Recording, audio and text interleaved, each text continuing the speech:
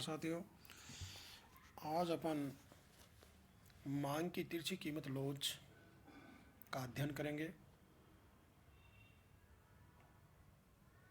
देखिए, मांग की तिरछी कीमत लोच में क्या होता है कि एक वस्तु की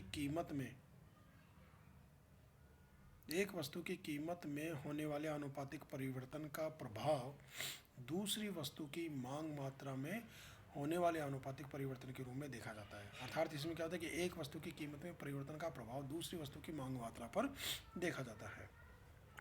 तो मांग की तिरछी कीमत लोच की परिभाषा अपन यूँ दे सकते हैं कि एक वस्तु जैसे y है और दूसरी वस्तु x है, तो एक वस्तु y की कीमत में होने वाले आनुपातिक परिवर्तन के परिणाम स्वरूप दूसरी वस्तु x की मांग मात्रा में होने वाले आनुपातिक परिवर्तन को मांग की तिरछी कीमत लोच के नाम से जाना जाता है।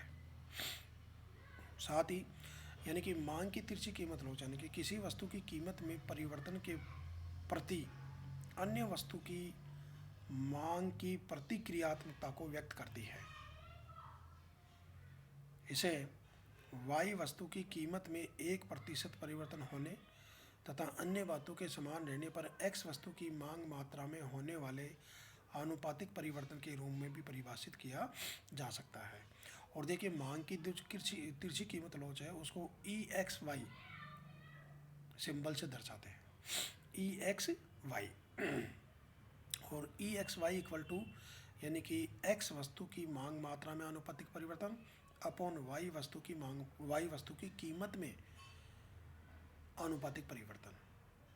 और इसको अपन इस रूप में भी लिख सकते हैं, EX equal to delta x upon x, जो तो क्या है x वस्तु की मांग मात्रा में आनुपातिक परिवर्तन upon delta PY upon PY, ये है y वस्तु की कीमत में आनुपातिक परिवर्तन। इसको इस रूप में भी रख सकते हैं, यानी कि delta x upon x multiply by delta PY upon delta PY, अर्थात EXY इक्वल टू क्या हो जाएगा PY upon x dot delta x upon delta PY, जहाँ पर PY क्या है y वस्तु कीमत है, x क्या है x वस्तु की मांग मात्रा है, डेल्टा x क्या है x वस्तु की मांग मात्रा में परिवर्तन है, और PY क्या है PY है y वस्तु की कीमत में परिवर्तन।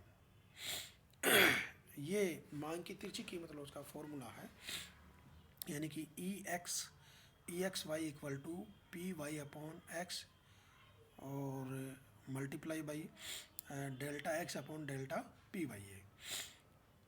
अब देखिए, जिस प्रकार अपने मांग की कीमत लोच के आधार पर वस्तु की प्रकृति ज्ञात की थी, वैसे ही मांग की तिरछी कीमत लोच के आधार पर हम वस्तुओं की प्रकृति ज्ञात कर सकते हैं। यानी कि अगर मांग की तिरछी कीमत लोच अगर पॉजिटिव है तो वस्तु स्थानापन्न वस्तु होगी, और मांग की तिरछी कीमत लोच अगर नेगेटिव है तो पूरक वस्तु होंगी।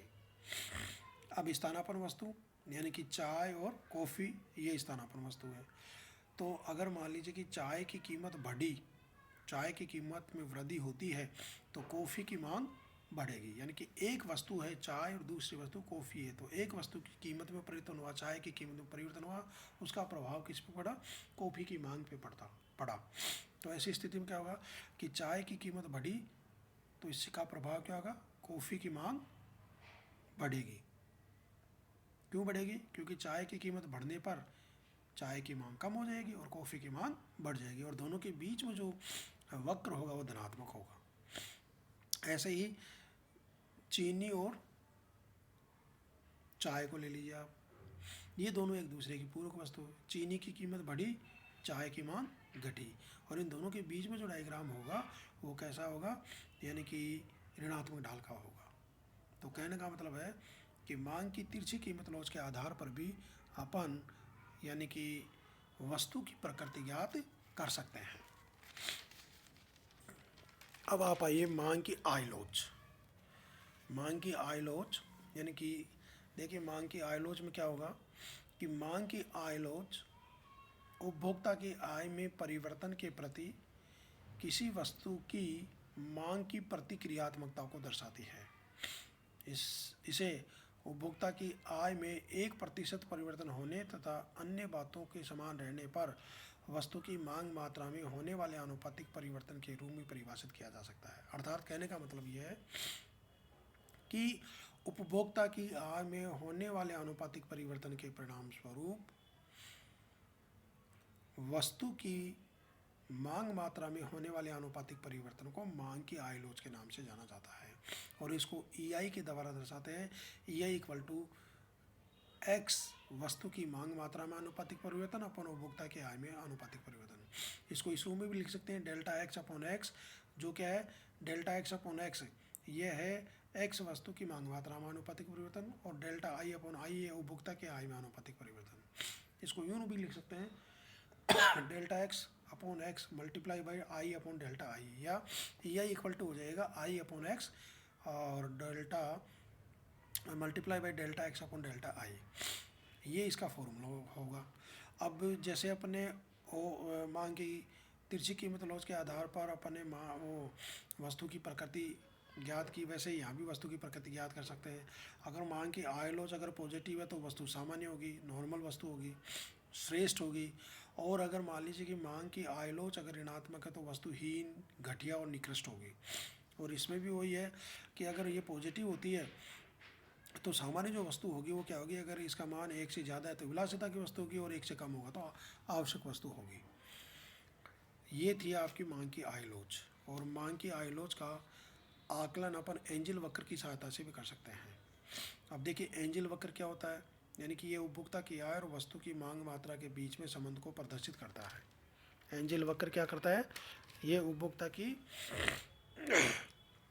आय और वस्तु की मांग मात्रा के बीच यानी कि संबंध को प्रदर्शित करता है।